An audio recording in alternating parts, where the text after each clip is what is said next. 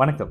நமக்கு எண்கணி ஞானத்தையும், வேத ஜோதிட ஞானத்தையும், ஆன்மீக ஞானத்தையும் வழங்கிய அனைத்து குருமார்களுக்கும் நன்றி என்ற வேளையில் இது ஒரு ஜோதிட விளக்க வீடியோ விருப்பம் உள்ளவர்கள் தொடர்ந்து பார்க்கலாம்.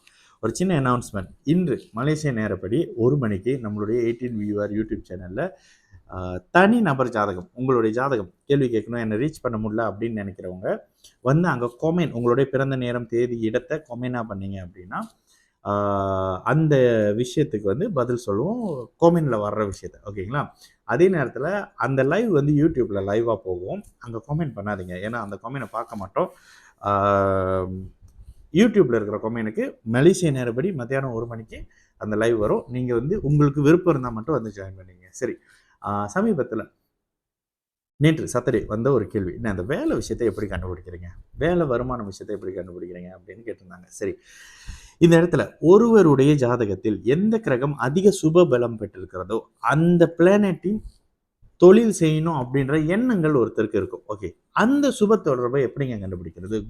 பௌர்ணமி சந்திரன், குரு, சுக்கிரன், தனித்த புதன். இதற்கு அடுத்த நிலையாக குருவின் சுக்கிரனின் வீடுகளில் இருக்கக்கூடிய பிளானட், பௌர்ணமி சந்திரனின் வீடுகளில் இருக்கக்கூடிய பிளானட் அப்படின்ற மாதிரி வரும். சரி, முதலாவது நிலையாக குரு பார்வை தொடர்பு, இது உங்களுக்கு தெரியும். சுக்கிரனின் பார்வை தொடர்பு உங்களுக்கு தெரியும். நவாம்சத்துல குருவின் வீட்டில் இருக்கக்கூடிய ஒரு பிளானட், குரு வந்து உச்சமாக இருக்கிறாரு. குரு வந்து ஒரு ஓகே, இந்த இடத்துல 2 வித்தியாசமா இருக்கு. குரு நீச்சமாக இருக்கிறாரு, சுக்கிரன் உச்சமாக இருக்கிறாருன்னும் பொழுது சுக்கிரனின் துலாத்தில் இருக்கக்கூடிய பிளானட் அதிக சுபநிலை அடையும். அந்த கிரகத்தின் பலம் ராசி கட்டத்தில் எந்த பலம் இருக்கோ நவாம்சத்துல அந்த வீடுகள் அதே பலமான நிலையில இருக்கும். பௌர்ணமி சந்திரனாக இருக்கிறாரு, நவாம்சத்துல கடகத்துல இருக்கக்கூடிய பிளானட் அதிக சுபநிலை அடையும். ஓகேங்களா? இந்த மாதிரி தன்மைகள்ல அதிக சுபநிலையில் இருக்கக்கூடிய கிரகங்களும், அடுத்து எந்த கிரகம் 2-10 அமைப்பு, ராசி லக்னங்களுக்கு 2-10 அமைப்போட தொடர்புல வருதோ அந்த அமைப்புகள்ல இங்கே உங்களுக்கு தொழில் அமையும். இல்லைங்க, எனக்கு அந்த மாதிரி தொழில் அமையல, நல்லா பாருங்க, அவயோக திசையில் இருப்பீங்க. என் மனசுல ஒன்று இருக்கு, ஆனால் அதை செயல்படுத்த முடியல, வேற எங்கேயோ ஏதோ பண்ணிக்கிட்டு இருக்கேன் அப்படின்னா உங்களுடைய ஜாதகத்துல அந்த அவயோக தசை அமைப்புகள் நடந்துகிட்டு இருக்கு அப்படின்ற மாதிரி வரும். என்ன சமீபத்தில் ஒரு விஷயம் வந்து நான் கன்ஃபார்ம் பண்றேன். சில இடத்துல நான் கன்ஃபார்ம் பண்றேன், கன்ஃபார்ம் பண்ணாத விஷயத்தை நீங்க என்ன வேலை செய்றீங்க அப்படின்றதையும் கேட்டுக்கிறேன். ஏன்னா எனக்கு அந்த ஜாதகம் இவங்களோட தானா அப்படின்றது தெரியணும் அப்படின்றதுக்காக கேட்குறப்ப நான் சொல்லிக்கிட்டே வரும்போது அப்படியே அப்படி வந்து இந்த இடத்துல சொல்லி இதுக்குள்ளே தான் இருக்கணும்னு அந்த ஃபேமிலியே எல்லாம் கேட்குறாங்க, சிரிக்கிறாங்க. அப்போ கேட்டதுக்கு, இல்லைங்க நான் வந்து இவங்க இந்த இந்த பிராண்ட் அப்படின்னு சொல்லிட்டு ஒரு விஷயம் சொன்னாங்க. அப்போ இதில் என்னங்க ஆச்சரியம் அப்படின்னு சொல்லிட்டு சில விளக்கங்கள் சொன்னாங்க. எப்போதுமே நான் சில விஷயங்களை கன்ஃபார்ம் பண்ணும்போது ஆச்சரியம்லாம் படாதீங்க, இது கடவுள் சக்திலாம் இல்லைன்னு சொல்லிட்டு சில விளக்கங்களை உங்களுக்கே கொடுக்குறேன். அதனோட அடிப்படையில் ஒரு உதாரணத்துக்கு சூரியன் அதிக சுபாமைப்பில் இருக்காரா, நீங்களே வந்து அரசாங்கம், அரசியல், அப்பா சார்ந்த விஷயங்கள், பூர்வீகம் சம்மந்தப்பட்டது, பவர் சம்மந்தப்பட்ட செக்டர் அப்படி இப்படின்னு வந்துடுறீங்க. சந்திரன் நல்லா இருக்காரா, தண்ணீர் சார்ந்தது, வெள்ளை நிறம் சார்ந்தது, தண்ணி இல்லாமல் எது இல்லை, காய்கறி, காய்கறி, சமையல், சாப்பாடு, வெள்ளை நிறம், அரிசி, இது மாதிரியான பால், தேங்காய் பால், பசும்பால், இது மாதிரியான விஷயத்துக்குள்ள வந்துடுவீங்க. செவ்வாய் மருத்துவம், அதிகாரம், கட்டடம், நெருப்பு, ஆயுதம், சமையல், சாப்பாடு, யூனிஃபார்ம் அப்படி இப்படின்ற மாதிரியான செவ்வாய் நிறங்கள் சார்ந்த விஷயங்கள், சிகப்பு நிறங்கள் சம்மந்தப்படுற விஷயத்துக்குள்ள வந்துடுவீங்க. குரு குரு இயல்பாக என்னது, கற்றுக் கொடுக்குறவர், ஆன்மீகம் சம்மந்தப்படுறவர், பேங்கிங், அக்கௌண்டிங், டீச்சிங், கோச்சிங், இது மாதிரியான விஷயங்கள்ல குரு வந்துடுவார்.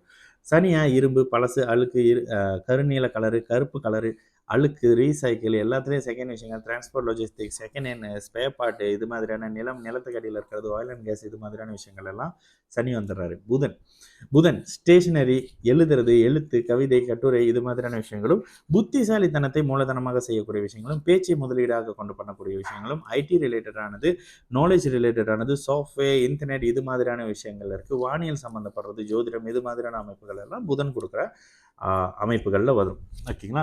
இதுக்கு அடுத்த நிலையில் சுக்கரனுடைய இயல்பாகவே உங்களுக்கு தெரியும், அழகு, நளினம், பெண்கள் சார்ந்த விஷயங்கள், அழகு சம்மந்தப்படுற விஷயங்கள், லெதர் ரிலேட்டடான விஷயங்கள், ஒருத்தரை அழகுபடுத்துறது, ஃபேஷனேட்டான விஷயங்கள், உடை, அழகு சமறது, வாசனை திரவியங்கள், எக்ஸசரிஸ், பெண்கள் உடுத்தக்கூடிய எக்ஸசரிஸ், பெண்கள் பயன்படுத்தக்கூடிய பொருட்கள், இது மாதிரியான அமைப்புகளில் வரும். இப்போ கலப்பாக வரும்போது தான் கன்ஃபியூஸ் ஆவீங்க. அது நான் இங்கே சொல்லவே முடியாது, இன்னும் ஒரு அரை ஹவர் போகும். அப்போ இந்த அடிப்படையில் இருக்கிற விஷயங்களை நீங்கள் துல்லியமாக ஜோசிய விஷயத்தை கண்டுபிடிச்சிடலாம். இப்போ ஒரு கேள்வி, இந்த இடத்துல எங்கேயாவது நம்ம நட்சத்திரத்தை பற்றியோ, நட்சத்திர சாரத்தை பற்றியோ, பரிகாரத்தை பற்றியோ பேசணுமா? நீங்கள் விருப்பம் இருக்கோ இல்லையோ, நீங்கள் இதனுடைய அடிப்படைகளில் தான் இருப்பீங்க. ஏன் இதை சொல்கிறேன் அப்படின்னா, சமீபத்தில் நான் பார்க்குறேன், வீட்டுக்கு வந்தவங்களுக்கு தண்ணி கொடுங்க, நம்மளாம் வீட்டுக்கு வர்றவங்களுக்குலாம் தண்ணி கொடுக்காம அனுப்பிட்டு இருக்கோம். ஒரு நாள் நம்ம இவ்வளோ பண விஷயத்தில் ஏழ்மையாக இருக்கிறதுக்கு. அதே மாதிரி இன்னொருத்தர் இறப்பில் கோடி போடுங்க. இங்கே பார்க்குறவங்க எப்படியும் எல்லாருமே வந்து ஏதோ ஒரு வகையில் கோடி போட்டுட்டு தான் வந்திருப்பீங்க இறப்பில். கோடி போட்டால் கோடி கணக்கில் வரும். பரிகாரத்த, ஜோதிடத்தை தயவுசெய்து கேவலமாக, முட்டாள்தனமாக சொல்றவங்கள நம்பாதீங்க. ஓகேங்களா? இந்த மொத்த விஷயத்துலயும் எங்கேயுமே நட்சத்திர பலனோ, அந்த பலனோ, பரிகாரமோ நம்ம பார்க்கவே இல்ல. ஏன்னா, அது ஜோதிடத்துக்கு ஒத்து வராது. ஜோதிடம் என்பது ஒரு கணிதம், கணித சமன்பாடுகள் கொண்ட ஒரு விஷயம். ஆன்மீகம் என்பது சடங்கு, சம்பிரதாயம், இறை வழிபாடு சம்மந்தப்பட்ட விஷயம். அப்ப ஏங்க ஜோதிடர்கள் பார்க்குறாங்க? இது அந்த இந்து மதத்துல இதெல்லாம் சேர்ந்தே வருங்க. ஆரோக்கியம் சம்மந்தப்பட்ட விஷயம் சேர்ந்தே வரும். இது பண்ண சம்மந்தப்படுற விஷயங்கள், குடும்பம் இந்த மாதிரியான சில அமைப்புகள் அப்படியே சேர்ந்தே தான் வரும். இது மதத்தோட அடிப்படையில தான் வரும். ஆனா, ஜோதிடம் அப்படின்னு வரும்பொழுது, இது ஒரு வேற ஒரு கணிதம். இது ஒரு வானியல் சாஸ்திரம். என்னைக்கு பௌர்ணமி வருது? என்னைக்கு இது வருது? அப்படின்றத இன்னும் உங்களுக்கு புரியிற மாரி ஒரு விஷயம் சொல்லணும்னா, அமாவாசை அன்னைக்கு ஒரு ஒரு பரிகாரம் பண்ணி, அப்படியே ஒளியான அமைப்பா அந்த சந்திரன மாத்தி காட்டிடுங்க. அன்னைக்கு நான் நம்புறேன். உங்களோட பரிகாரம்லாம் வேலை செய்யுது. ஆமாங்க, வாவ்! அப்படின்னு. அப்ப அது சாத்தியமே இல்ல. எப்பொழுதுமே 80 வயசுல ஒருத்தர 130 வயசு வரைக்கும் வாழ வச்சு காட்டிருங்க. அங்க தான் பரிகாரம் செயல்படுதுன்னு அர்த்தம். 60 வயசுல இருக்கிற ஒருத்தர் 60 வயசுல இருக்கிறாரு அப்படின்னா, அதுக்கு பேரு பரிகாரம் இல்லல்ல. நீங்க கடவுளோட பவர யூஸ் பண்றீங்கன்னா, அப்படியே வித்தியாசமான ஏதாவது ஒண்ணு பண்ணணும். அந்த மாரியான விஷயம் இல்ல. அதே நேரத்துல இந்த மாரியான அமைப்புகள் கடவுளையும், ஜோதிடத்தையும் ஒரு மாரி அப்படி இறக்குற விஷயத்த பண்ணுது. அதனால இப்ப என்னோட வீடியோ பார்க்குறவங்களுக்கு உங்களுக்கு கொஞ்சம் தெளிவு இருக்கு. ஓகே. ஜோதிடம் என்பது வேற, இறை வழிபாடு என்பது வேற அப்படின்ற புரிதலோடயே என்ட்ட ஜோதிடம் பார்க்க வரீங்க. ஜோதிடம் என்பது கணித சமன்பாடு. இதனோட அடிப்படையில ஒருத்தருடைய வேலை தொழில் அமைப்புகள இயல்பா புரிஞ்சுக்கலாம். நல்லது நடக்கும். எல்லோரும் நல்லா இருப்போம். வணக்கம்.